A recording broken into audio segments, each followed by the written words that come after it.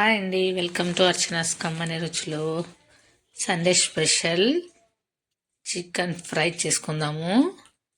ఎలా చేయాలో చూద్దామండి. ఇప్పుడు ఫస్ట్ చికెన్ని బాగా వాష్ చేసుకొని చూడండి, అలా కడాయిలోకి వేసుకున్న తర్వాత సాల్ట్ వేసుకొని అలాగే పసుపు ఒక 1/2 టీ స్పూన్ వేసి బాగా కలుపుకుందాము. చూడండి, వీడియోలో చూపిస్తున్నాను కదా, ఇలాగా మనం వాష్ చేసినప్పుడు అవి మొత్తం ఎమిరిపోవాలి. కొంచెం పచ్చివాసన ఉంటుంది కదా, అదంతా వెళ్ళిపోతుంది అనమాట. మనం కొంచెం సేపు స్టవ్ మీద పెట్టామంటే చాలా బాగుందండి. సింపుల్ రెసిపీ, చాలా బాగుంటుందండి. ఇప్పుడు మిక్సీ జార్ తీసుకుందాము. మిక్సీ జార్లోకి అల్లం ముక్కలు, ఉల్లిపాయ ముక్కలు, 1 వెల్లుల్లి రెబ్బలు 6, తర్వాత 2 లవంగాలు, 1 టమాటో, కొంచెం జీలకర్ర, కొన్ని మిరియాలు వేసిన తర్వాత మిక్సీ పట్టేద్దాం. ఇప్పుడు చికెన్ చూద్దామండి. ఇదిగోండి, ఇంకా బాయిల్ అవుతున్నాయి వాటర్ మొత్తం. ఇప్పుడు మిరిపోయినాయి చూడండి. కొంచెం సేపు ఆగిన తర్వాత అది పక్కన పెట్టేసుకొని ఇప్పుడు కడాయి పెట్టుకొని అందులో ఆయిల్ వేడెక్కిన తర్వాత ఉల్లిపాయ ముక్కలు వేసి కొంచెం ఫ్రై చేసి తర్వాత ఒక 3 పచ్చిమిర్చి, తర్వాత టమాటా 1 వేసి ఫ్రై చేద్దాము.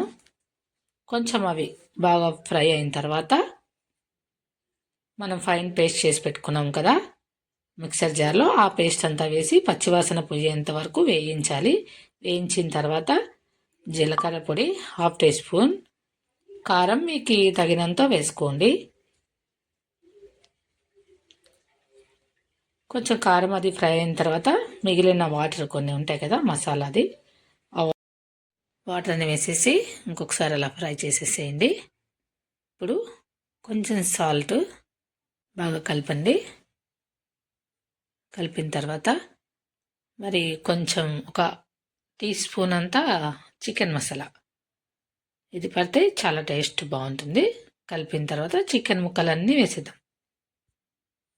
వేసి ఒకసారి కలుపుకొని ఇప్పుడు కొంచెం మెంతాకండి, నేను ఎండబెట్టి పెట్టుకున్నాను, దాన్ని కొంచెం వేస్తున్నాను. తర్వాత ఒక 1/2 టీ స్పూన్ మిరియాల పొడి వేసి ఒక్కసారి కలపండి. చూడండి, గ్రేవీ కావాలనుకుంటే ఇలాగే కొంచెం సేపు పెట్టేస్తే అవుతుంది. లేదు మనకి రోస్ట్ కావాలనుకుంటే చూడండి, మూత పెట్టి తీసిన తర్వాత అయిపోయిందండి. ఇంకా రెడీ అయిపోయింది చికెన్. ఎంత బాగుంది కదా, టేస్ట్ సూపర్గా ఉంది. చాలా తొందరగా అయిపోతుంది, టేస్ట్ కూడా చాలా బాగుంది. మీరు కూడా తప్పకుండా ట్రై చేయండి. ఎలా ఉందో నాకు కామెంట్ పెట్టండి.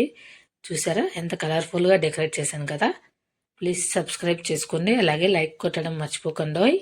Thank you so much.